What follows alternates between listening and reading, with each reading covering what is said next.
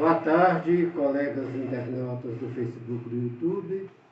Aqui Marcos Valério Rocha e nossas reflexões semanais em torno de obras filosóficas. Hoje, um pouco adiantado, sexta-feira, por conta de um compromisso no sábado, dia 29 de outubro, nós estamos refletindo num trabalho nosso intitulado Organicidade Pragmática. É uma reflexão em torno de três autores: Leonardo Boff, Jesus Cristo Libertador, três autores e três obras. Jesus Cristo Libertador, de Leonardo Boff, A Dobra, de Gilles Deleuze e Ser e Tempo, de Heidegger. Nós já vimos refletindo. Quem está vendo pela primeira vez, tem o nosso canal no YouTube, se inscreva, deixe o seu like e veja os outros vídeos, que aqui tem uma sequência. Nossos vídeos são uma sequência do que vimos falando antes. Nós já fizemos uma explanação prévia sobre cada um dos autores e agora nós estamos falando o que chamamos de interlexões. Lexões aqui não é de lições ou de ensinamentos, é de lexões de ler, um interface, uma comparação entre as leituras. Nós já fizemos no vídeo anterior entre Jesus Cristo Libertador e Ser e Tempo, de Boff e Heidegger, respectivamente. Hoje iremos refletir entre Jesus Cristo Libertador de novo e A Dobra.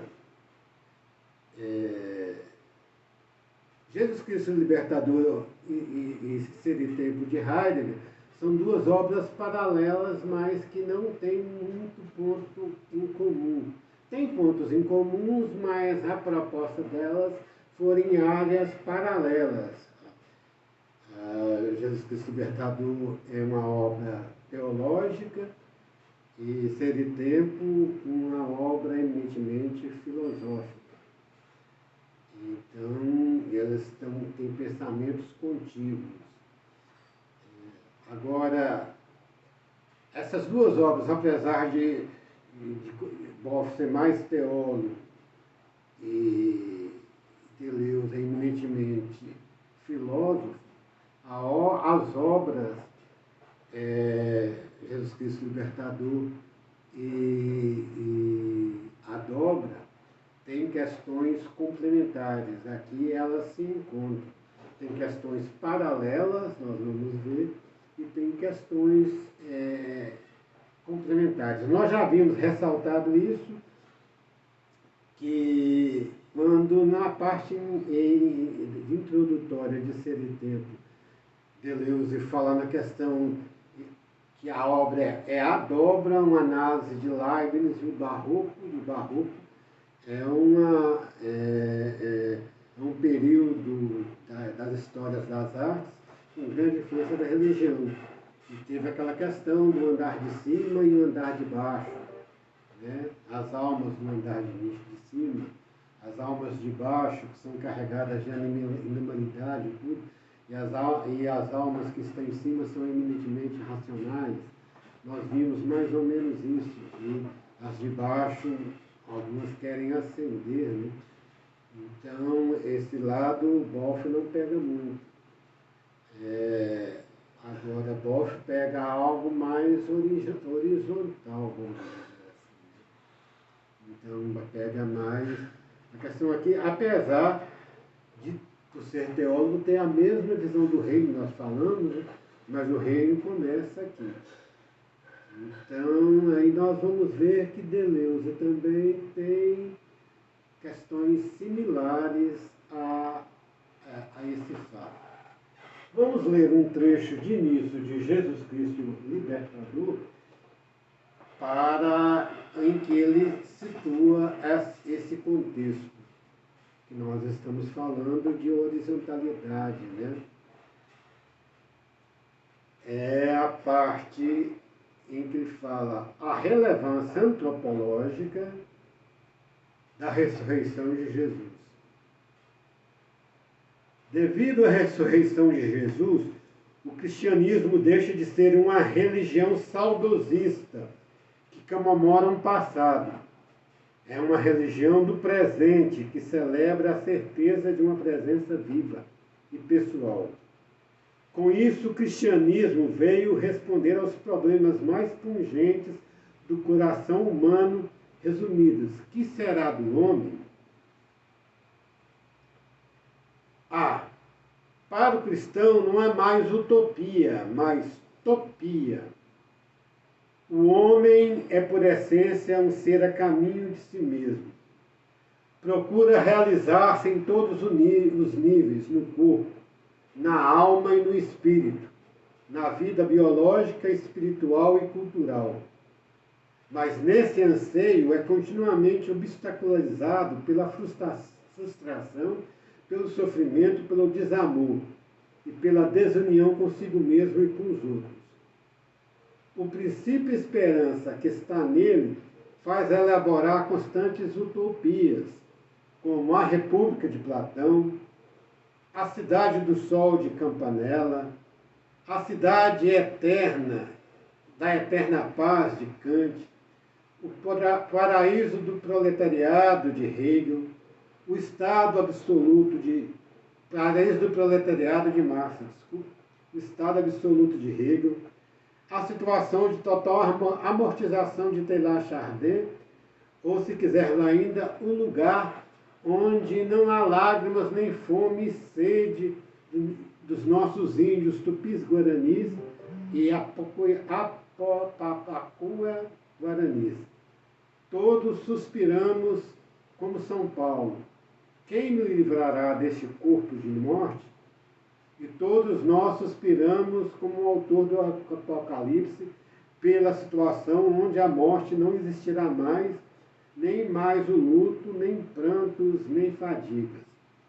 A ressurreição de Cristo quer ser essa utopia realizada dentro do nosso mundo.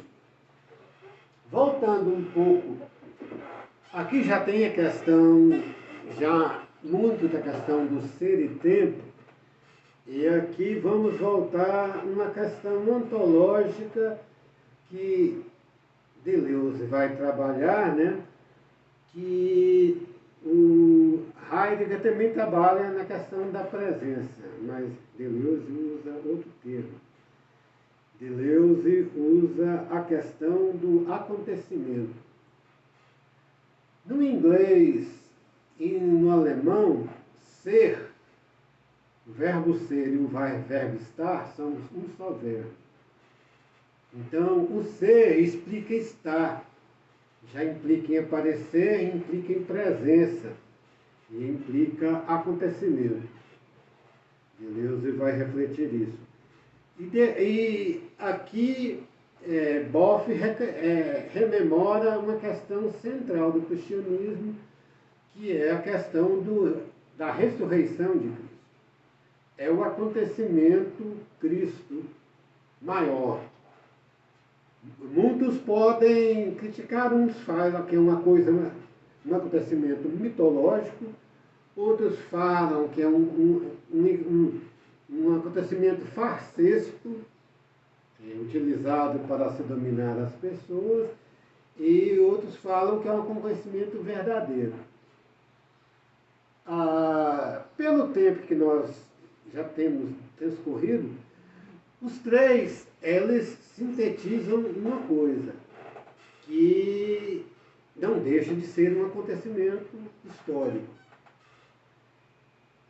Os detalhes de suas características não desqualificam essa questão de ser um acontecimento histórico, a ressurreição de Cristo. Nós já vimos isso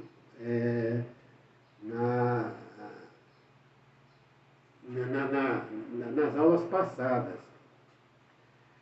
O acontecimento Cristo, a existência Cristo física, fora essa questão histórica, é algo pacífico dentro dos historiadores. E e ao pacífico na história de Cristo. A ressurreição de Cristo tem essas três características meio dúbias. Mas, no entanto, se ela fosse uma farsa ou fosse um mito, já teria sido declarado isso. Não se declara. Todo mundo coloca em parêntese isso, né, que é um objeto de fé. São Paulo, Paulo apóstolo, já tinha visto isso, né? Em 1 Coríntios 15, 14, aqui tem 3 Bíblias, né? Vamos começar pela a Bíblia de Jerusalém, que tem também a Bíblia católica, né? 1 Coríntios 15, 14. Paulo fala: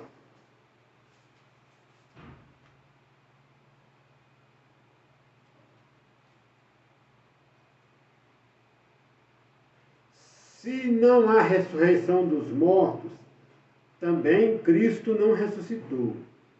E se Cristo não ressuscitou, vazia é a nossa pregação, vazia é nossa fé. Isso ele falou a questão de mais quase 2.000 anos, ou mais de 2.000 anos, dependendo da sua datação, em termos de discussão. Então tem essa questão da questão de Cristo ser uma realidade histórica, ser um acontecimento. Agora, a ressurreição é uma proposta de superação, de desdobramento do mundo. É uma proposta de elevação, porque Cristo se elevou. E é uma proposta de uma nova realidade também. Cristo, numa das passagens, ele fala, né, que na ressurreição dos mortos, vós sereis como anjos do céu. Então, é uma elevação dessa questão do céu. Apesar de ser meio dúbia, e tem esses dois lados, né? Agora, essa elevação, esse reino do céu, ele começa aqui. Cristo também disse: o reino de Deus já está no meio de vós. Aí nós vamos pegar aqui uma Bíblia da harpa cristã, né, dos evangélicos, Lucas 17, 20 e 25. Lucas 17, 20 e 25. Ele fala que o reino de Deus já está entre vós.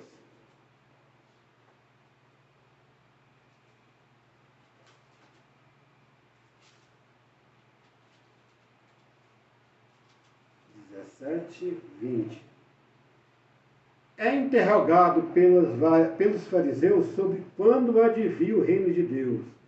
Respondeu-lhe Jesus: o reino de Deus não vem como aparência, nem dirão ele aqui ou ele ali, porque o reino de Deus está entre vós, disse aos discípulos. Então, aqui já fala que o reino de Deus já está entre vós. Depois desse início de uma explanação do barroco, dessa questão do andar de cima e andar de baixo, da elevação das almas, ao entrar direto no comentário sobre Leibniz, em torno do barroco, Leibniz tem uma visão desse reino nessa mesma similitude com Leonardo Boff e o reino de Deus que começa aqui, numa passagem dele da Teodiceia. Deleuze é um filósofo e os filósofos são preocupados nos fundamentos, né? Heidegger tem um fundamento para Deus, né? Acreditar no reino de Deus, tem que acreditar em Deus. Um fundamento interessante em que Deleuze fala que Leibniz se funda na questão teológica da razão suficiente. Aquela razão que Hegel também tem o mesmo fundamento ontológico de Hegel, que fala que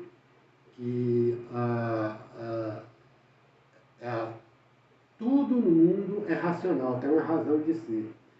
E tudo no mundo, essa razão, ela procura as causas últimas. E as causas últimas têm de ter uma parada, né?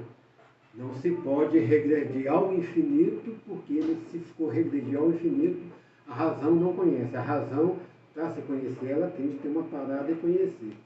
Então, vendo tudo como um causa outro, é preciso ter um ser primordial que justifique todos os seres, né? Aí seria o ser eminentemente necessário.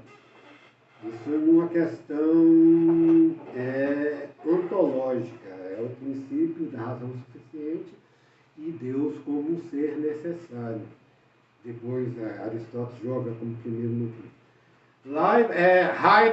Hegel depois vai pegar também que não é só as causas primeiras, também a razão suficiente procura os fins últimos. E ele coloca também no sujeito absoluto Deus de novo. Nessas duas pontas está Deus como um ser necessário. Leibniz e Deleuze. Deleuze mais Deleuze ainda faz um comentário de Leibniz e analisando a questão da razão suficiente com fundamentos e demonstrações matemáticas muito complicadas. Quem for matemática era bom olhar, tem uma demonstração nesse sentido. Mas aqui, então, já vem a presença de Deus, do reino de Deus, como fundamento dos seres. Vamos ver a passagem de Deleuze, em que ele vai falar dessa presença de Deus. E ele vai falar em um termo que chama incompossibilidade. Vamos ler o texto dele, que vamos remeter, aqui vai remeter direto para a fonte cristã, uma parte complementar ao que o Boff não viu. Mas é uma parte muito utilizada pelos cristãos, né? E Deleuze vai refletir. Ele fala: Adão pecou, mas a proposição contrária, Adão não pecou, não é impossível ou contraditória em si. Como seria 2 mais 2, não são 4. Isso é próprio das proposições de existência. Mas é preciso compreender onde está o problema entre as duas contrárias. Adão pecador e Adão não pecador há certamente uma relação de contradição. Em troca, é preciso que aí se junte um outro tipo de correlação para explicar que Adão não é pecador, e Adão pecou e Adão não pecador não é contradição. Essa correlação não é estabelecida em um Adão ou outro Adão, mas entre Adão não pecador e o mundo que Adão pecou. Seguramente, uma vez que o mundo no qual Adão pecou está incluído em Adão, volta-se à contradição. Mas ele também está incluído numa infinidade de outras mônadas. Mônadas é uma categoria de Leibniz. É nesse sentido que deve existir aí uma relação de exclusão original. Adão pecador e o mundo que Adão pecou. Então, Adão não é pecador. Deus criou Adão, foi o último, né, no mundo. Agora no mundo tinha o pecado, que é a árvore do bem e do mal. Ele quer colocar isso. A ideia de Deus escolher entre uma infinidade de mundos possíveis é bastante corrente, encontra-se notavelmente em Malebranche. Aqui nós vamos ver aquela célebre passagem e depois Leibniz não vai desenvolver nesse sentido declaradamente. Ele vai falar uma questão de como se superar isso. Ele fala Adão pecador, César imperador e Cristo salvador. O problema do mundo foi o pecado de Adão. Isso que ele está falando aqui. Mas Adão pecou porque no mundo tinha a árvore do bem e do mal. É um outro mundo. Então Adão criou um outro mundo que já estava dentro dele. Aí gerou essa questão, e aqui está a questão da liberdade, essa questão filosófica que ele vai jogando. Agora, Leibniz vai colocar aqui uma outra questão, que é essa questão do melhor dos mundos. Deus criou o melhor dos mundos, mas Deus, ele deixou um mundo sem regras. O homem tem de criar as regras para atingir esse melhor do mundo. Deus, por ser onipotente, ele pode criar qualquer mundo, então ele criou todos os mundos. Mas ele criou Adão e criou o melhor dos mundos. E criou Adão com a liberdade de escolher as regras para atingir esse melhor dos mundos. Esse é o sentido da Teodiceia de Leibniz, que Deleuze vem recuperar. Mais na frente ele vai falar. Essa é uma questão da liberdade e da onipotência de Deus. Então, e a questão da infinitude, que nós não conhecemos, nós fazemos parte, mas não tiram a validade de ter um sujeito necessário de atingir isso. Seguramente a justificação de Deus perante o mal foi sempre um lugar comum na filosofia, mas o barroco é um longo momento de crise na qual a consolação ordinária já não vale.